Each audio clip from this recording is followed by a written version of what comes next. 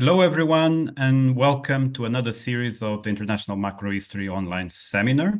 We're glad to be back, and we're glad to see you in such great numbers again. We're going to have another semester-long series with talks every other week. And today I'm especially happy to introduce you to Professor Warren Whatley, from the Economics Department at University of Michigan, who's going to talk us about his forthcoming book on slavery, freedom, and development, how Africa became the mirror image of Europe. Before I pass the word to Warren, the usual rules apply. Just quickly remind you, we'll go for 40 minutes with Warren's presentation, then there'll be 20 for Q&A. We'll only stop Warren for an obvious clarification question during his presentation. Otherwise, we can ask your questions in the Q&A period. And if there's further interest, we can go on for a further 15 minutes. The way to ask your questions is to write them in the Q&A at the bottom of your screen, not in the chat, please. And then I'll do my best to paraphrase your question or to let you ask yourself. Right. So that's the rules. Warren, the floor is yours.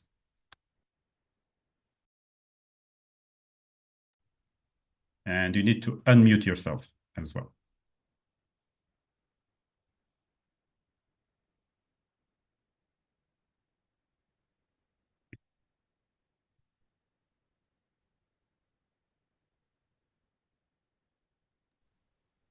Have I done that?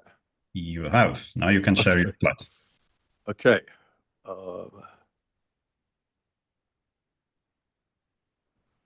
Share. Is that right? Is this what you see? Perfect. Okay. Perfect. Great. All right. Book manuscript about to go into production. And I have a number of presentations like this lined up. Getting a sense of where I am, what the feedback looks like. Don't know if there's much time to make changes, but I'm always open. What I want to do today is talk about, there we go, is lay out the narrative. Let me get this clock going. Is to lay out the narrative. What do I mean by mirror image? Whether or not the norms that I list at the top of that list of features can explain the features that follow it, meaning slavery in Africa and freedom in Europe. Then I want to talk about, of course, slavery and freedom in Western Europe before 1500 and after 1500, and then the impact of the slave trades on African societies. Okay. Now, it's this fourth point that I've published a number of empirical papers on. I feel fairly confident about that. And the mirror image is definitely a way I want to present that work. But I needed to, for a variety of reasons, and maybe we can discuss those, I needed to address this issue of the origins of freedom in Europe for reasons having to do with ethnocentricity, but other reasons as well, for sort of like completeness of the project.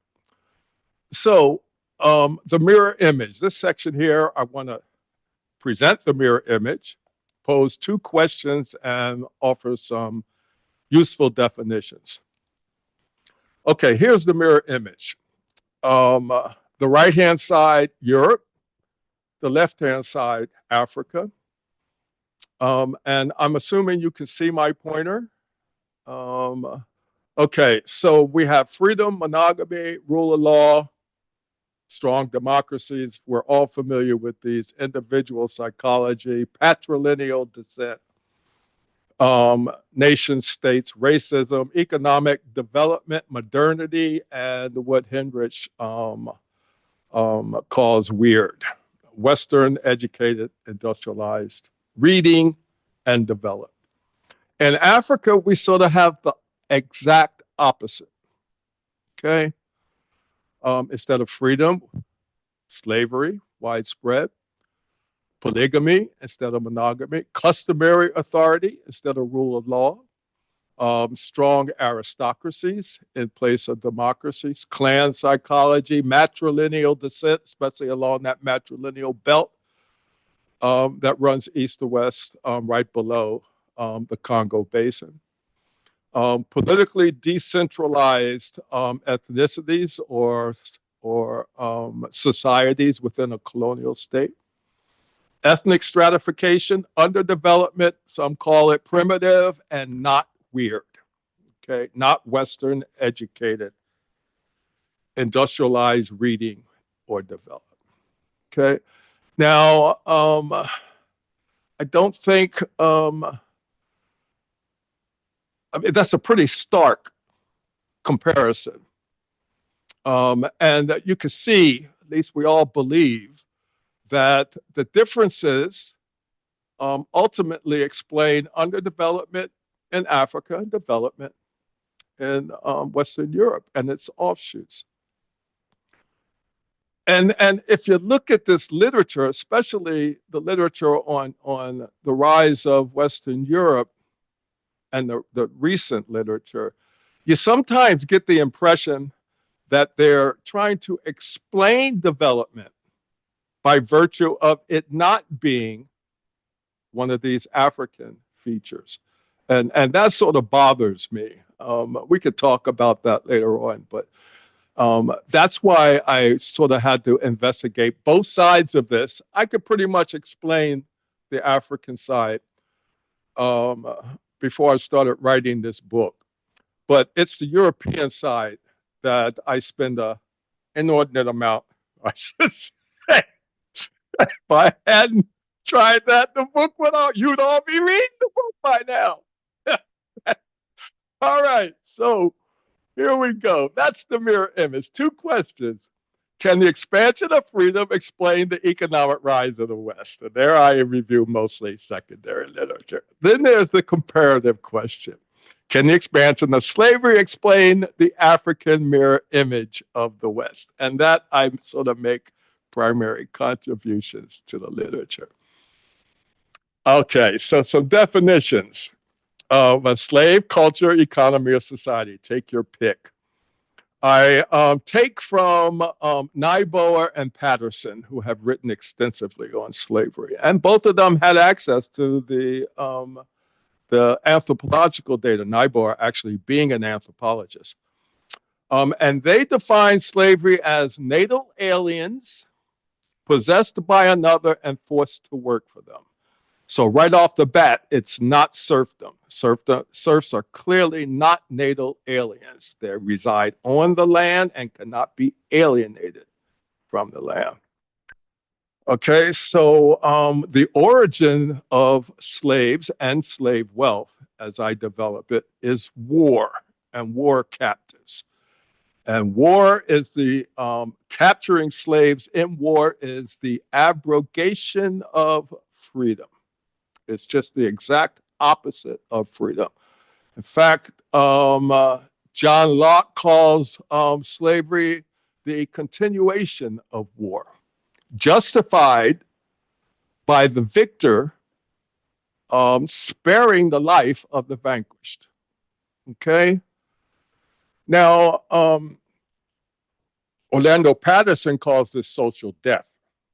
And in a sense, it allows me to talk about slavery as a norm, as a state of human being that is normalized by the taking of prisoners of war as slaves and trading them. That could not happen if it wasn't a normal occurrence with feedbacks in the normal sense of using the word norms, okay? Now, slave cultures then are seen as societies that preserve slave wealth. And I've been able to find and identify 5 of these in the world history of slavery.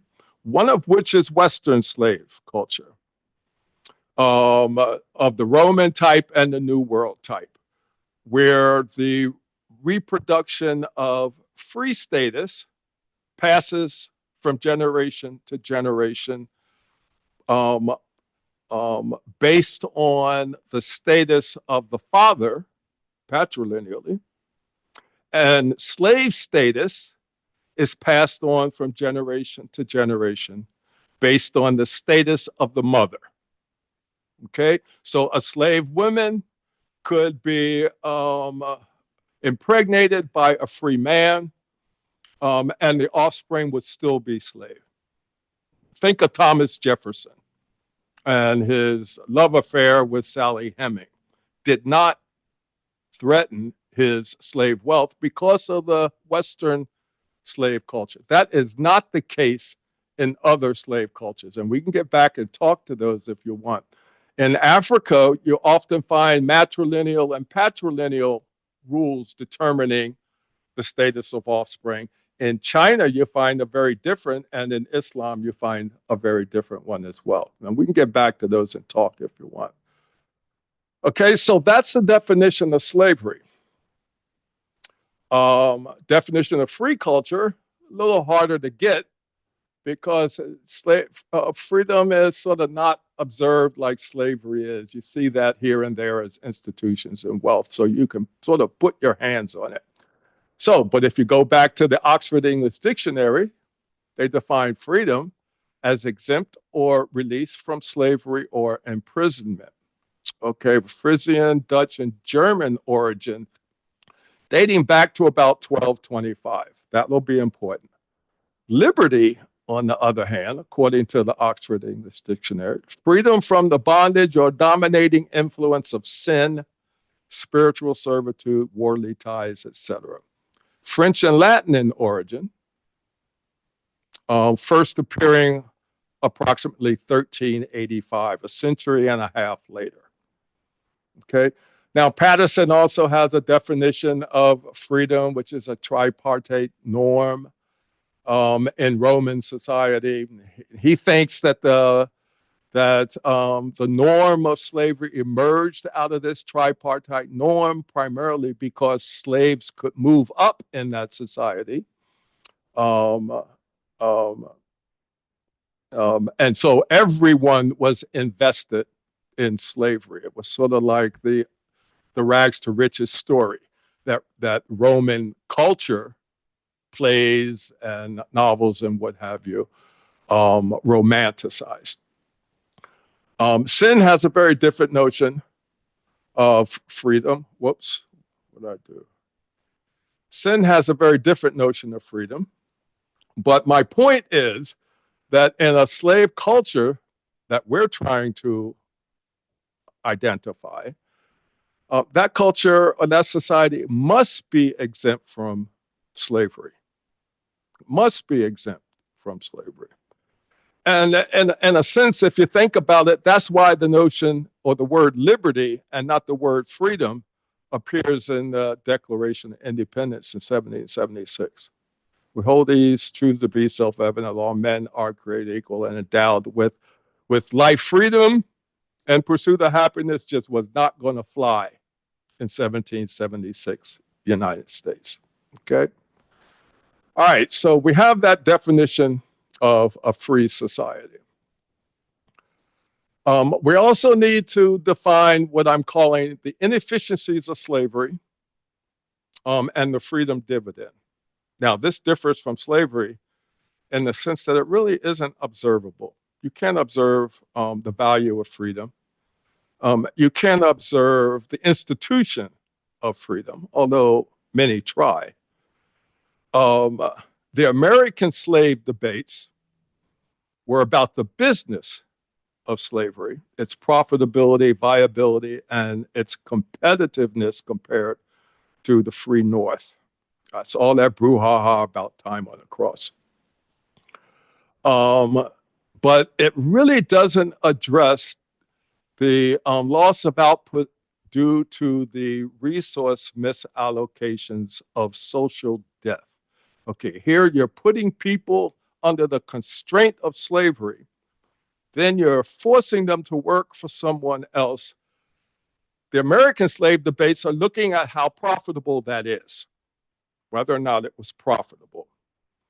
What I'm talking about here is looking at the cost, the social cost of actually enslaving people and not allowing them freedom to innovate, freedom to touch their talents and figure out what they can do, a whole host of things. But you get the idea, okay? None of that's going to happen under slavery. None of it's going to happen, and in fact, it happens less frequently as New World slavery, especially in the United States, evolves, in the sense that the probability of manumission declines, the probability of self-purchase, which is an aspect where you're sort of getting some of that freedom dividend back, that declines, okay?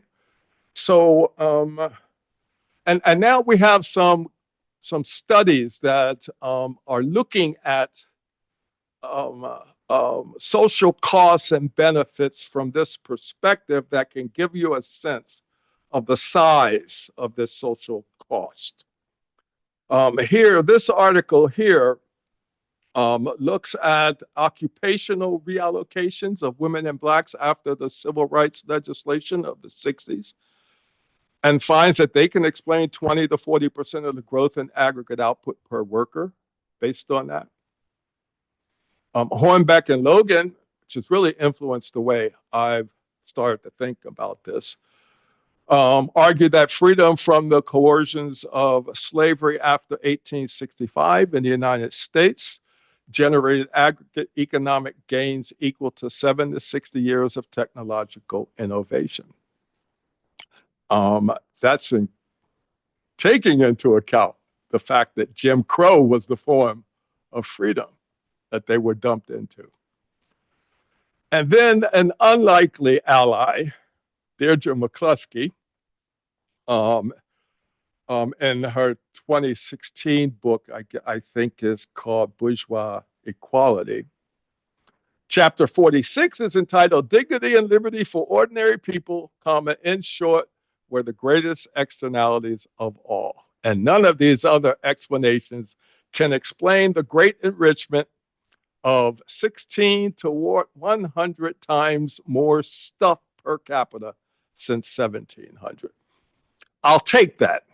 Okay, so we're getting evidence that this misallocation under slavery is very costly, and that freedom, in fact, does have a huge dividend. Okay, there we go. Okay, now slavery and freedom in Western Europe. Here I'll talk about slavery, then I'll talk about how freedom came to evolve and its effects on economic development. Okay, now here's a slide that lists a whole bunch of literature on the rise of the West. I'm sure you can find your favorite one. I'm sure there are some of you out there who have published one of these, and I'm sure I've missed some important books. Here I sort of order them in a weak chronological order because I want to show you something. But they're identifying a whole bunch of things like institutions matter, ecology matters, Atlantic trade, and political institutions matter. Acemoglu, Johnson, and Robinson have just won the Nobel Prize based on that work. Empire matters, Finley and Rourke.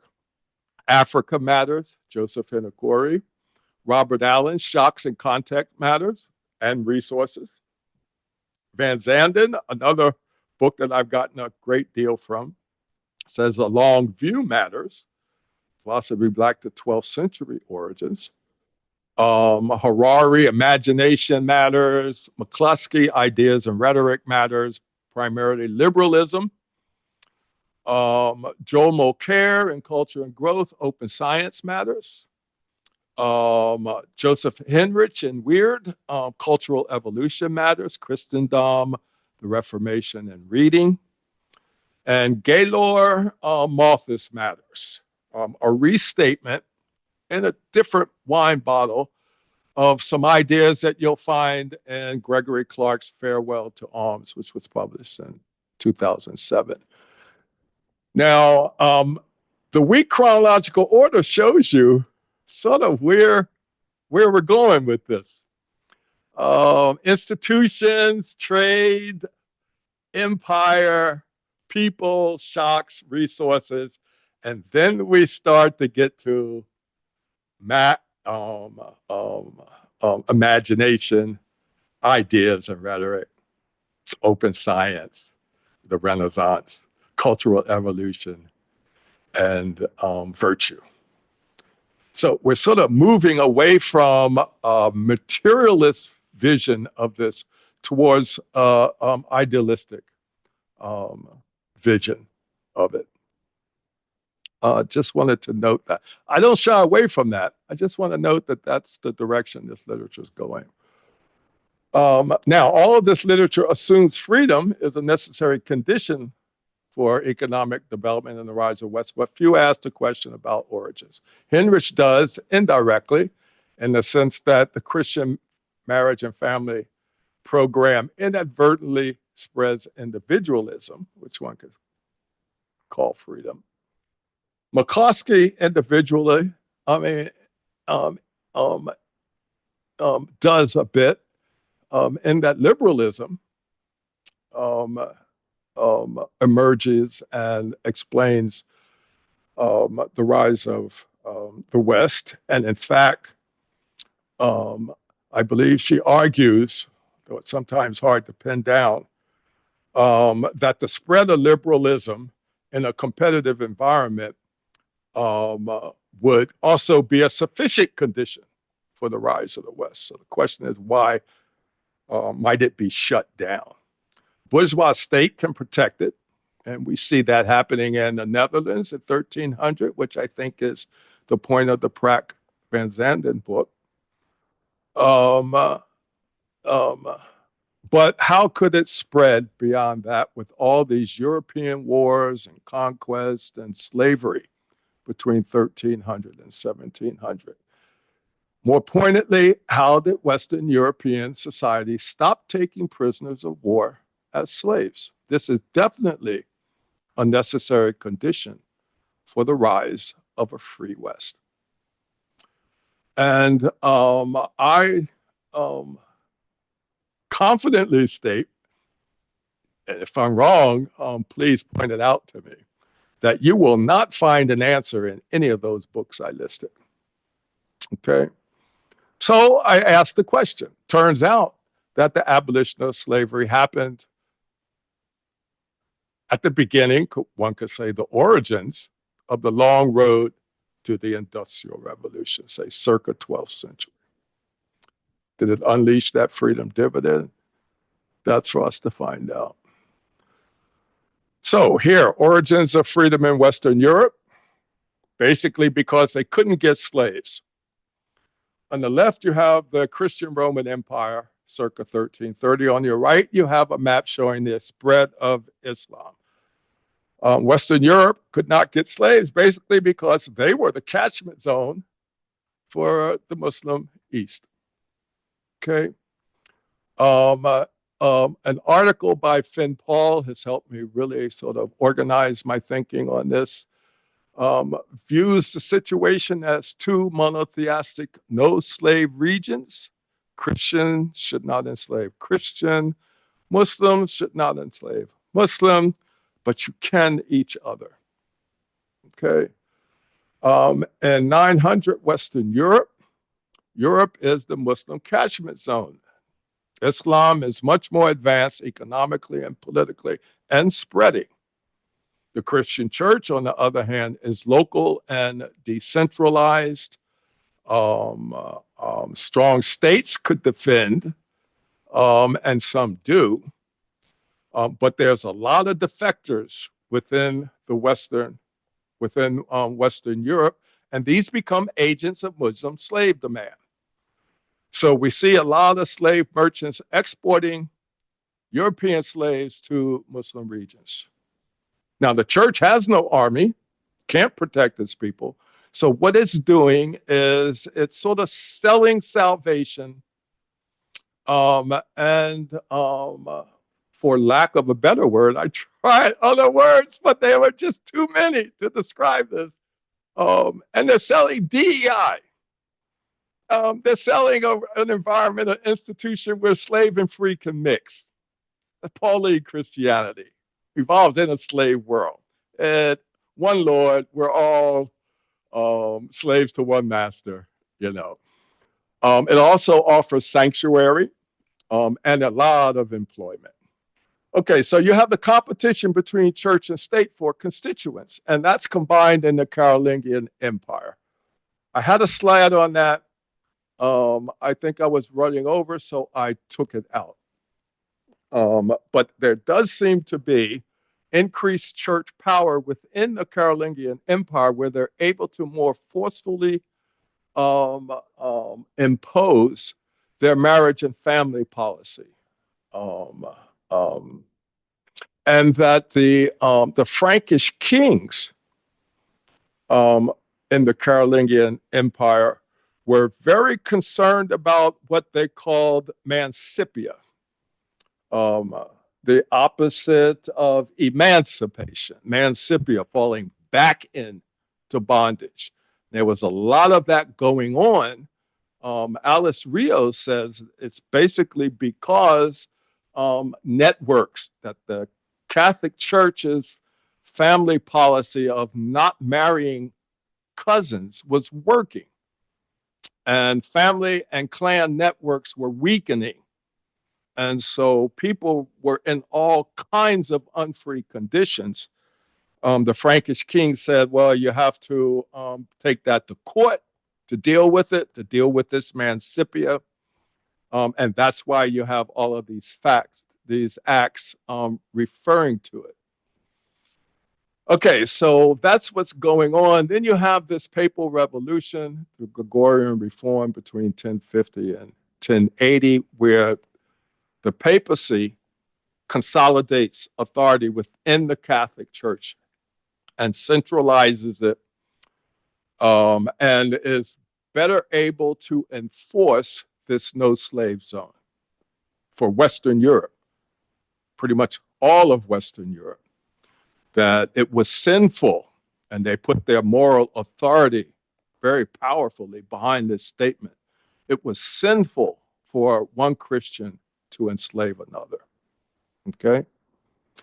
At the same time, you have this growth of monasteries and agricultural productivity as part of this Gregorian reform, where on these monasteries you're observing productivity growth in agricultural environments. Some argue because the Christianity was a better science than paganism, because it removed the spirits from the natural environment and allowed people to experiment with materials. We get innovations in plow, technology, fertilization, accounting, a whole bunch of things, okay? They also build a Western legal tradition. Rule of law, canon, civil, manorial, and marriage. Rules for courtroom adjudication of conflict, and supports the development of law schools training lawyers to argue cases in the court. Now, what happens here is that there are two bodies of legal tradition that are bandied about here. Gentium comes from Roman law, East Roman international law that regulated international trade. And there are some references, lots of references to freedom being a natural state of man that's abrogated through trade. And Orlando Patterson makes a big deal out of this as evidence that freedom as a natural right, not a political right, but as a natural right, evolved in the Roman world. Okay, the legal reform didn't spend much time on this because they considered it customary law. What they focused mostly on were the Justinian codes, which were developed in the Eastern Roman Empire, having to do with civil rights and things of that nature, written down by Justinian, by I forget his name. Anyway, okay, so out of this, slavery remains legal property. Slavery remains legal property. You could hold slaves. It's just that you couldn't hold a Christian slave. Okay? And trade is self-ordered, remains self-ordered. The legal code doesn't say much about this other than the protection of property.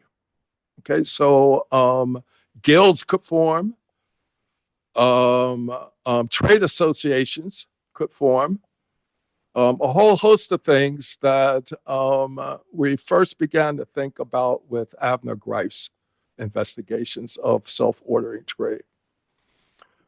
Okay, now here's something that I'm hot to trot on, because no one else has really connected these literatures. It turns out that when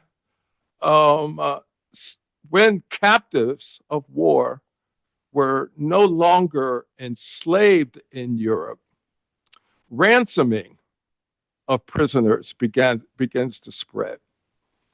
And it begins to spread out of the realm of royalty and elites and into the realm of everyday soldiers. In fact, Amble calls it democratization of the ransom process. They even have prices.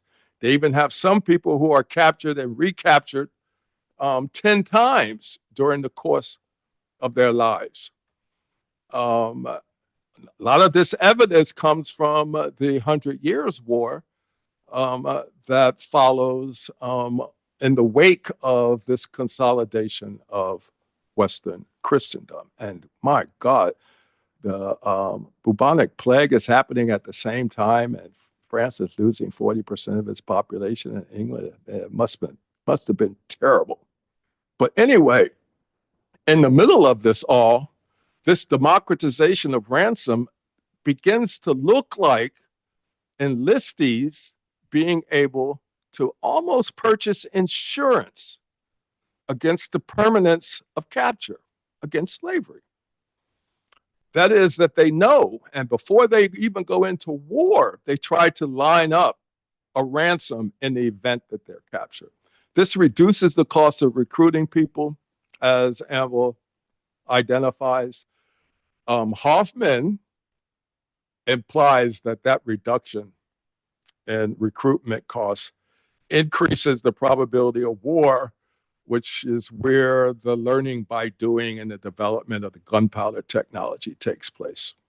Okay, so those two things might be related, and I think that's a fascinating avenue. I sort of present that in the book, but sort of tentatively.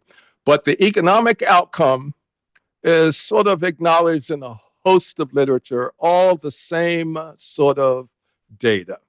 And so I'm just going to quickly present that.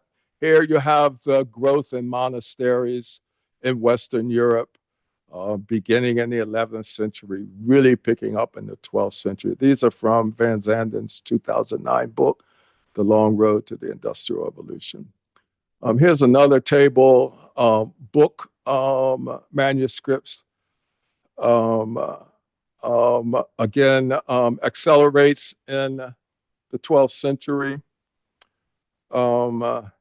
Here you have the correlation between the two, book production and monasteries, 6th to 15th century. And here you have estimates of urbanization ratios. which suggests to me that it's not an urban phenomenon. Okay, all that growth in monasteries and book production, it's not increasing the rate of urbanization. It's happening in the countryside. Here, when you look at estimates of GDP per capita, you begin to see accelerations later. It could be building up tensions from all of that productivity growth in agriculture.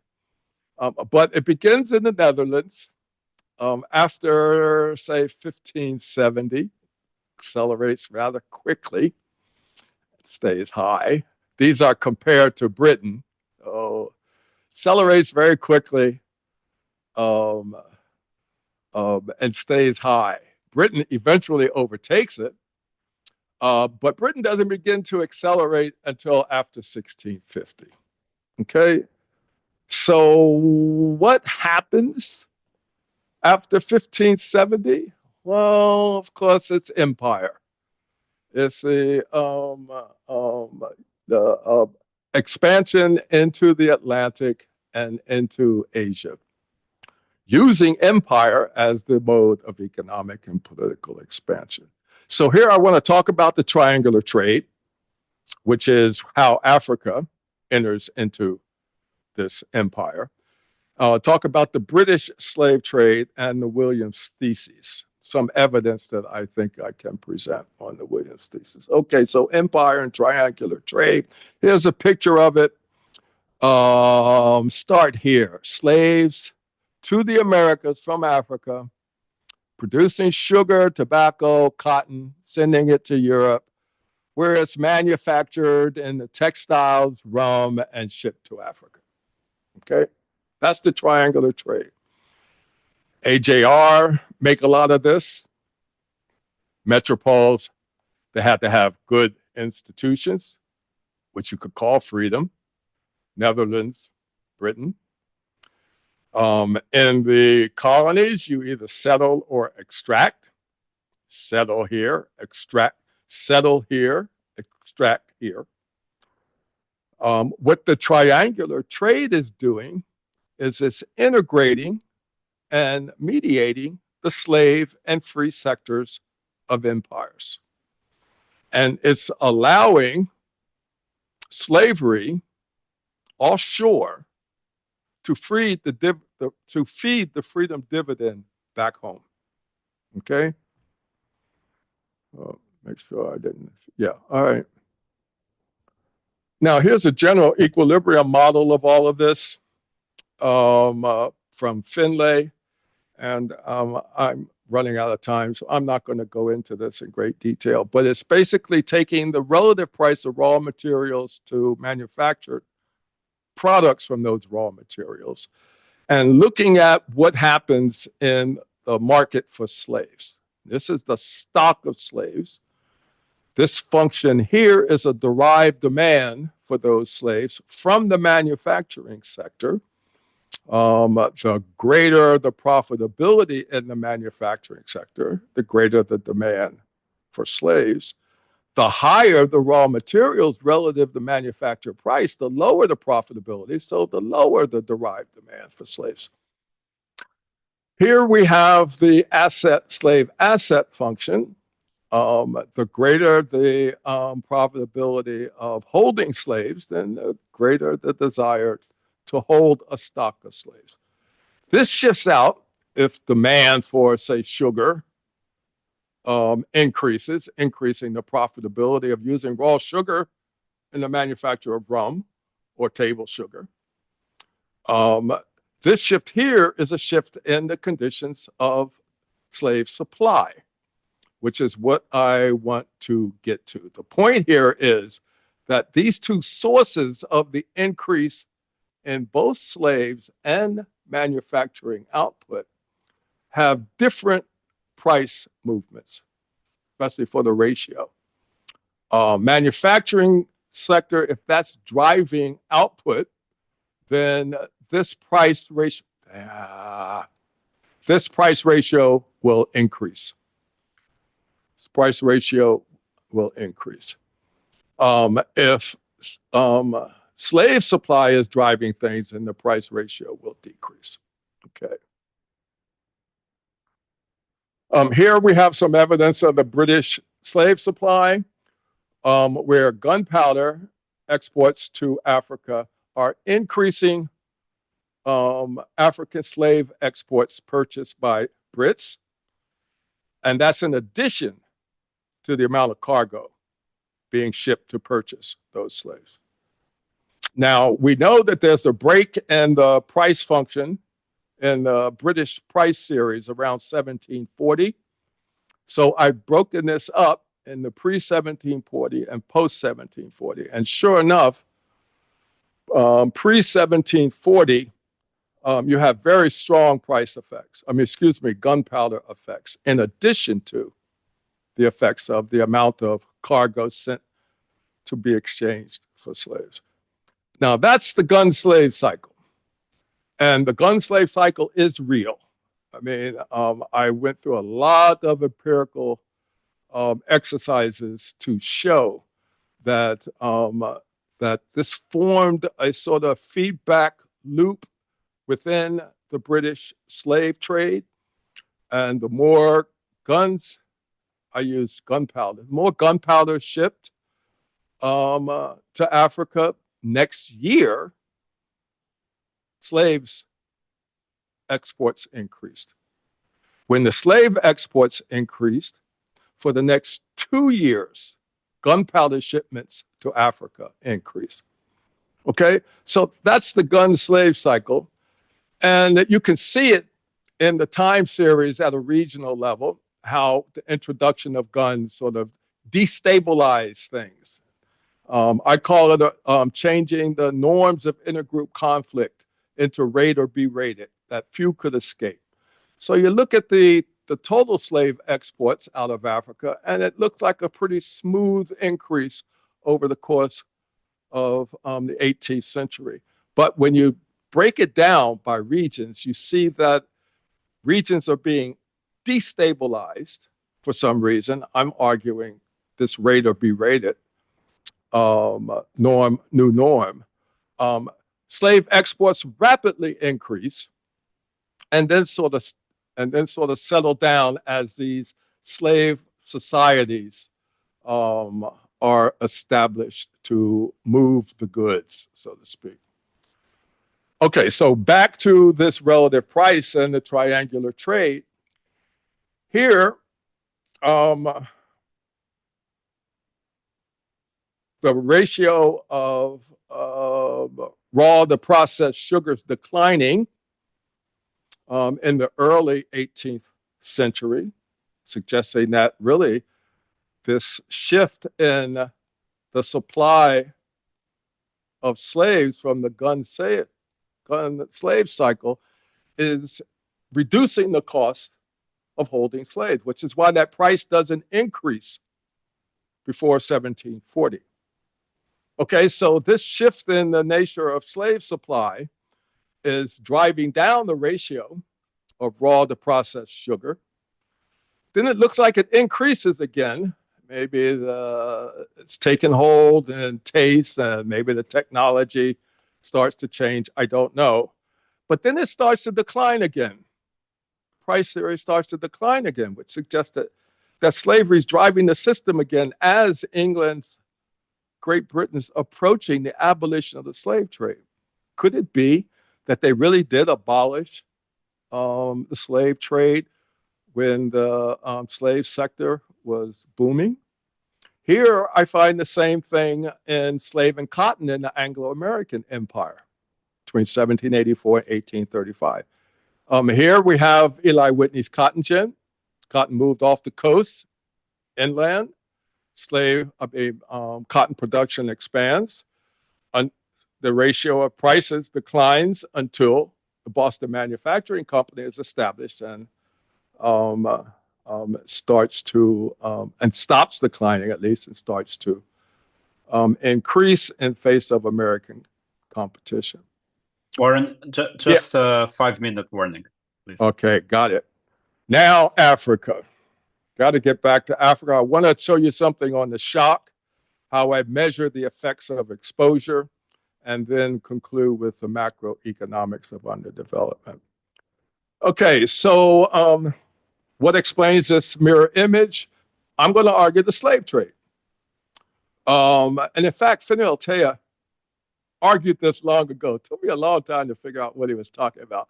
The title of that argument is Africa in the European Mirrors. It's like looking at Africa in the European rear view mirror, okay? Because this is what was happening in Europe in 900, okay?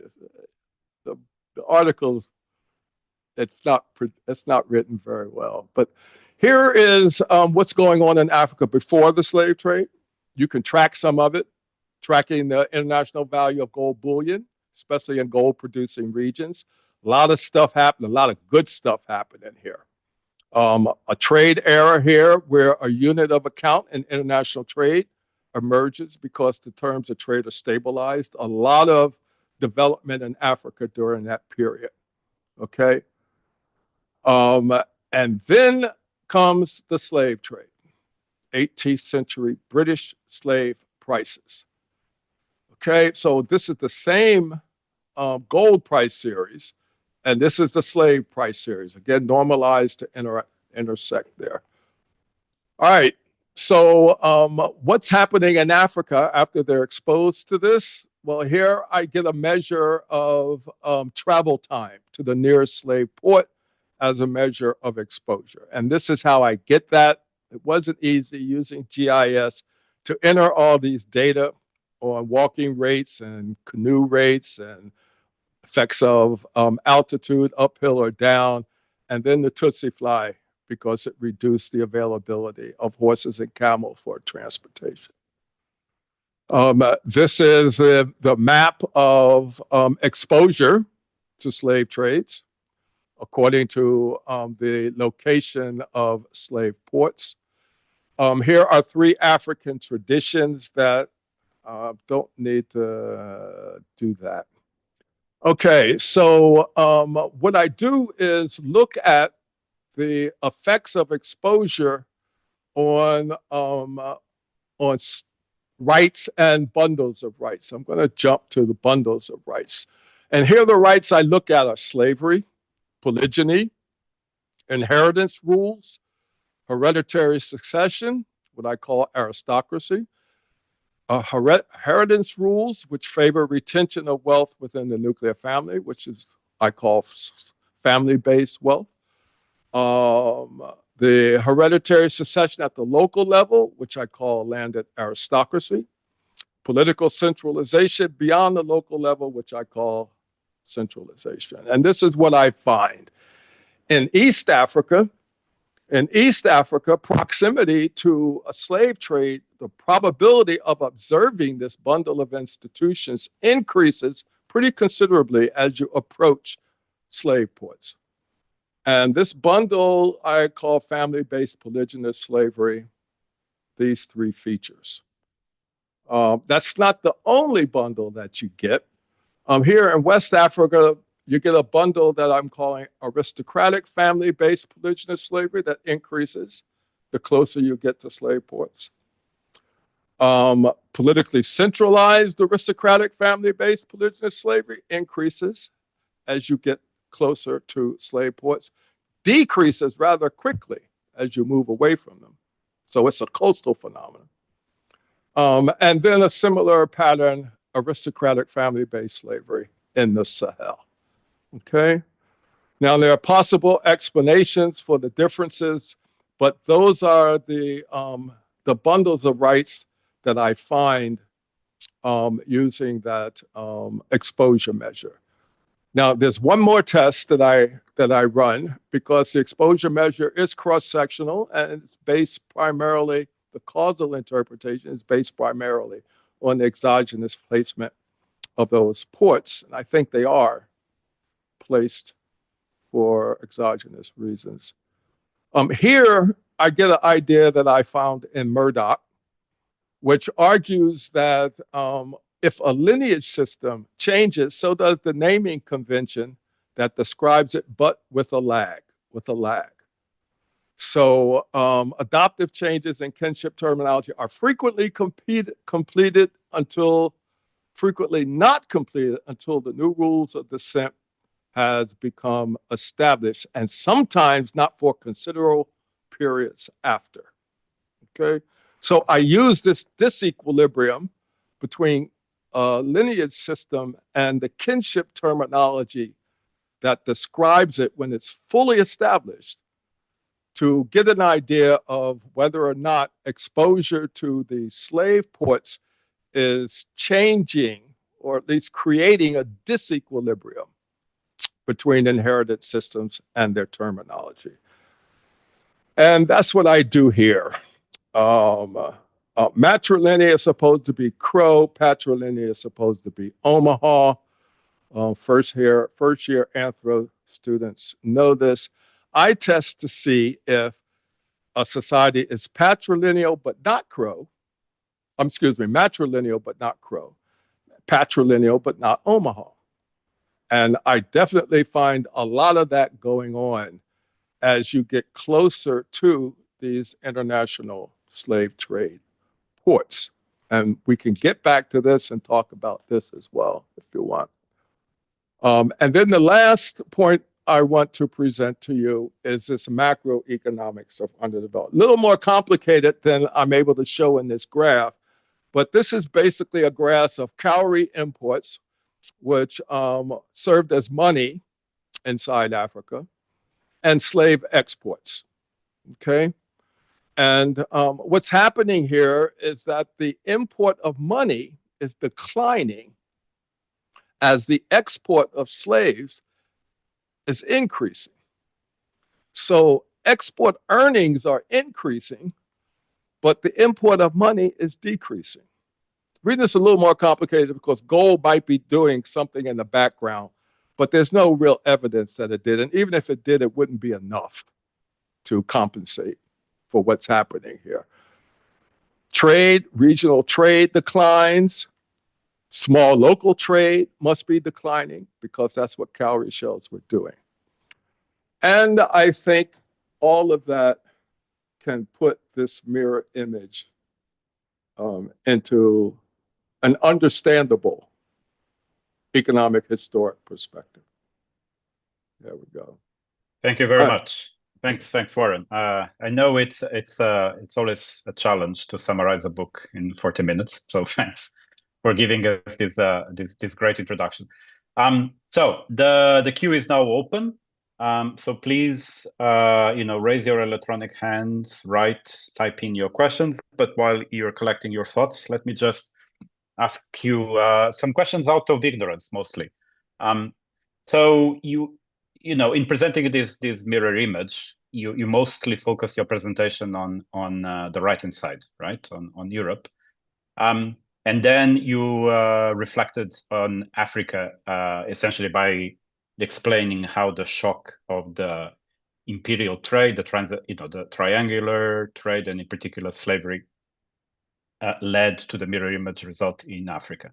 But there's also other pretty famous theories. You mentioned them in one slide about more structural sources of underdevelopment in Africa, right? So I'm thinking of Domar, I'm thinking of Jared Diamond. So how does your story relate to them, right? Because maybe it's just a misperception on my side because of the way you organize your presentation today, but it really looked like Africa is a derivation of what is happening in Europe rather than a huge continent with its own structural sources of development or underdevelopment. Could you speak to that? Right. What was the first author you mentioned? The second one was Domar. Domar in Africa. Yeah. Those are slides I took out.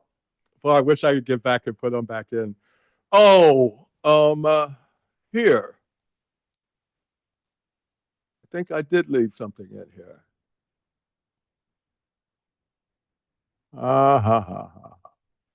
Here, these traditions. Okay. Domar and land abundance is basically saying, and the literature has argued, that these traditions are a result of the abundance of land in Africa. That slavery, domar, that polygyny is a way to increase the probability of survival of offspring. This is Illiff's argument, and tie them to location because of land abundance again. Weak states are because it's costly to project authority over dispersed people who are dispersed because the land is abundant. I have some issues with that, primarily because land abundance, population density is endogenous. How and why would population density be so low in Africa over such a long period of time? That needs to be explained rather than assumed. The diamond story, I think, holds. The tilting of the axes. Africa's is definitely tilted differently, and it runs across the latitudes, not along them. The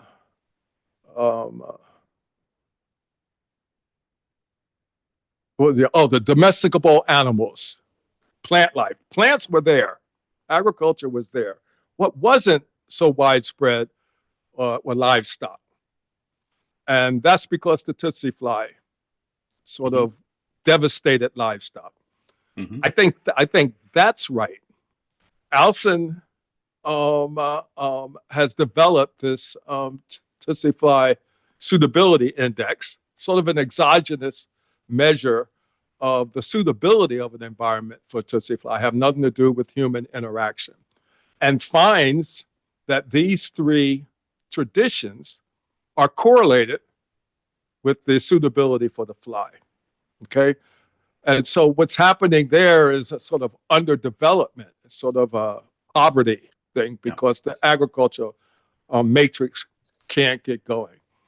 Now, what I've done, and I took that slide out, I wish I could show you. What I've done is I've taken out the correlation between that Tsetse fly suitability index and exposure to one of these slave ports. When I do that, you do not get an effect of the Tsetse fly on slavery. It's not there anymore. It's there before you take out that correlation, but it's not there after. You don't get the weak states effect from Tsetse fly either. You do get the polygyny still, even after you control for exposure to one of these slave ports. So that shows me that, yeah, the fly is creating poverty, regions of poverty, but it's not explaining slavery. What's explaining slavery really is the exposure to these international slave trades, these ports. And that's where I begin then. You can then begin to talk about something else. The low population density, the land abundance, is basically because this agricultural thing could not get off the ground. And also a whole bunch of other things that are going on with climate and disease in the tropics. Mm-hmm. Yeah, I was just trying to understand, the relative importance of, let's call it the European trade shock to these more slow-moving underlying conditions. Yeah, it's like the slave trade is attacking poor regions. Okay, it's attacking poor regions and leaving behind slavery. That's my view. I mean, I'm willing to see an alternative, but and then the East Coast slavery is basically Muslim slavery, just like Europe. You look at those maps, the Islamic slave traders are moving down the coast of India too, and all over that part of the Indian Ocean. Yeah. Okay. So someone emailed me a question on. Right. So weak states. That's precisely it. Yeah. that's the third map, right? So there's historical regularity, prevalence of weak states. Why didn't Africa develop big land-based empires after, the European trade shock? They were there in the medieval period, right? Right. And so that's a competitive. The question is about trading networks. So some of these regions with weak states were also regions where there were very strong organized networks of slave traders, right? Is there a connection? Because this person is saying that similar thing, if you go back to the previous historical period in Europe, the medieval period, you could also claim or conceive that this was a period of mostly weak states with strong trading networks, right? Of course, Right. yeah, you mentioned Avner Greif, right? Both in the Mediterranean and in Northern Europe with the Hansa. But so why did history goes in different ways? Why did the states in Europe, I guess, reinforce themselves and in Africa became weaker and weaker? Thornton, one of the few things I agree with him on, argues that there was no religion that held land in Africa. Never see that. Do I want to put all of the proof on this consolidation of Christendom? I mean, see, and that's why Europe was different from Africa. No, there's diamond stuff. There's a lot of other stuff, but I don't think you can discount the impact of this this I don't know, ideology, religion, myths, and power. I don't think you can dismiss the power that the Catholic Church had over Europe after the Papal Revolution. Okay, and so the African version of this story is that you didn't have as dominating religion as in the case of Europe. That's right. Okay. Tell me, you're onto something. What? No. I mean, it depends on which part of Africa, right? East Africa, there was, Islam was very prevalent there, right? So, couldn't it provide the same kind of social organization? No, in the sense that Islam on the east coast of Africa was the frontier of Islam. Okay, so they were capturing slaves there. They weren't protecting Muslims. In the Sahel, you might get a little bit of this Christendom effect, in the sense that in the 18th century, jihads were launched across the Sahel. Big part of the history of what's going on there, generating a lot of slaves. But those jihads began as protection from being enslaved. That was the thrust of that movement. But that eventually turned into capturing slaves on the frontiers of those caliphates. Inside the caliphates, there was slavery. They were importing the slaves. See, that's the big question, and the one I don't have a good answer to. The Black Death is destroying a lot of, it's devastating the population. Why didn't Western Europe start to import slaves when the population collapsed? And this is in the middle of the 100 Years' War, where they're just killing each other left and right. And they're figuring out ways to ransom prisoners. Okay, those are Christians. Why don't they start importing slaves from other parts of the world? I mean, Europe's growing. I mean, it's expanding. It's beating back the Muslim empires. Why isn't it taking those slaves and bringing them into Western Europe? I, at the moment, have no good answer to that question. It could be that this democratization of ransoming, this sort of well, the democratization of ransoming and all, and serfdom, and the negotiations between serf and landlord following the Black Death, improving the lives of serfs and often resulting in the expansion of sheep herding, and a peasantry independent of lords.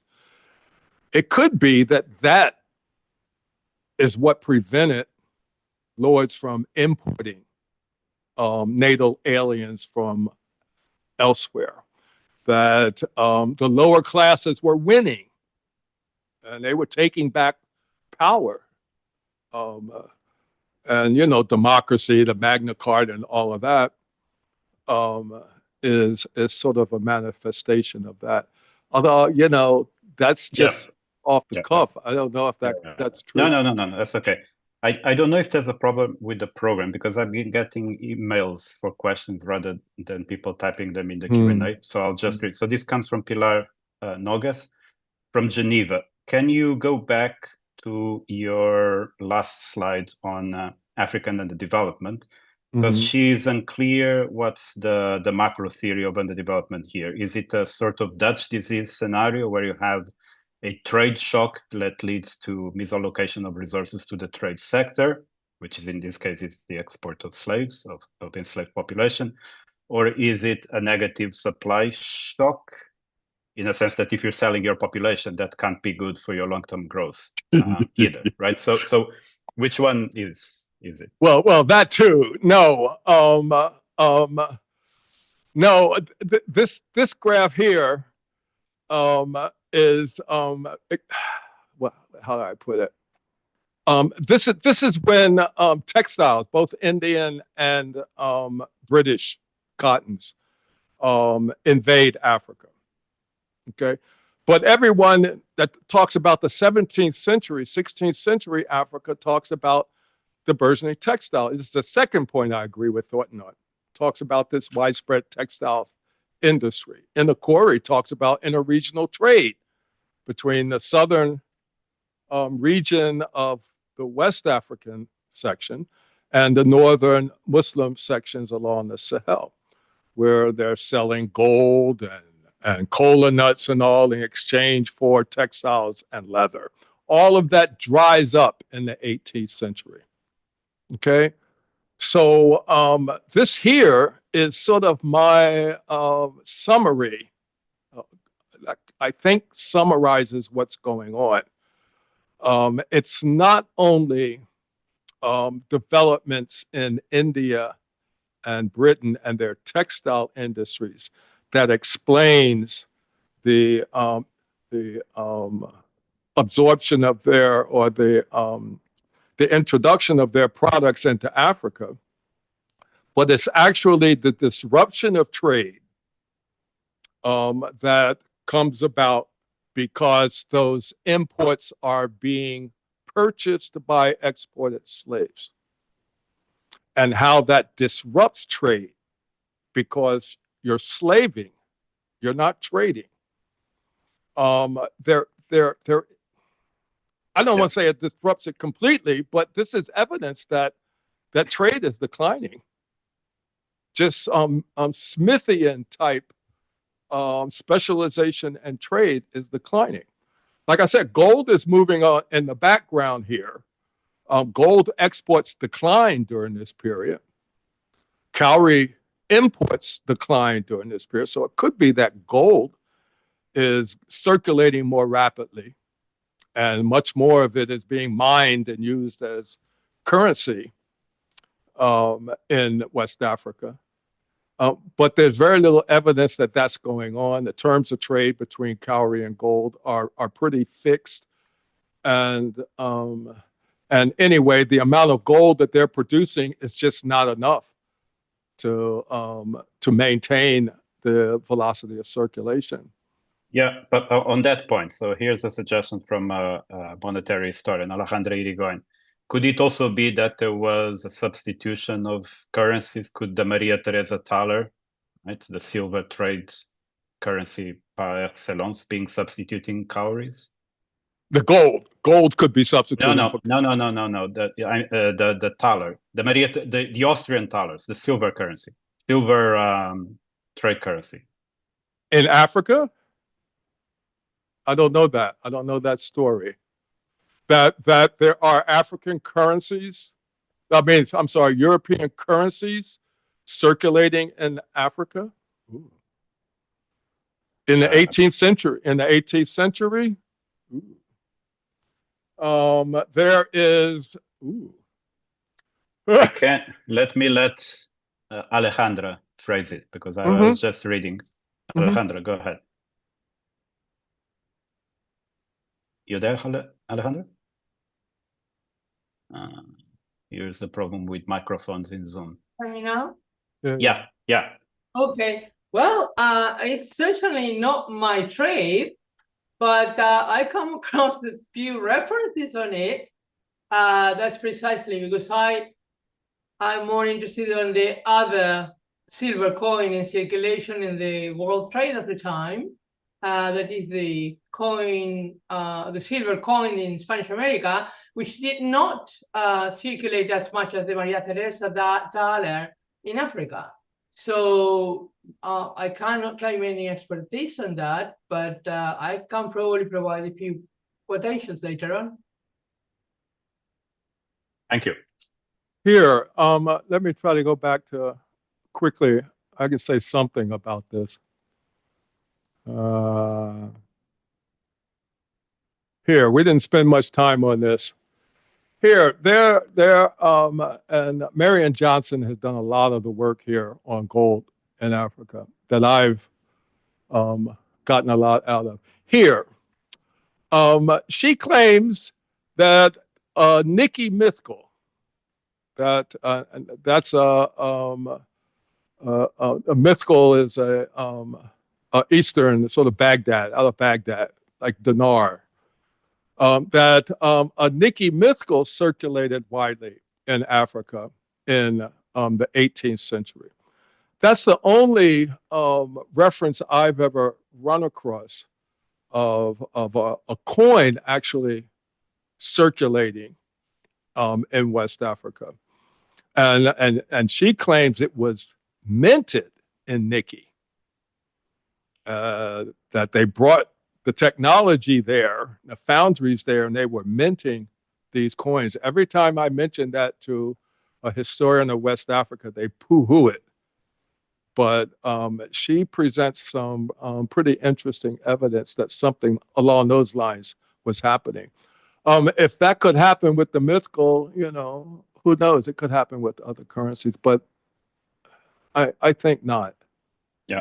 Yeah, but I don't think Alejandro was referring to African coined or minted coins, right? These are really European trade coins. But anyway, I don't think we're going to solve that issue today. So let me conclude by thanking Warren again for your breathtaking presentation. Really looking forward to the book when it comes out. And my final order of business is to remind everyone that we'll reconvene in 2 weeks' time on the 26th of February to hear a talk by Thomas Drexel from Maryland on estimating the effects of political pressure on the Fed, a narrative approach with new data. Till then, keep well, and I look forward to seeing you again. Thank you very much. Thank you. Bye.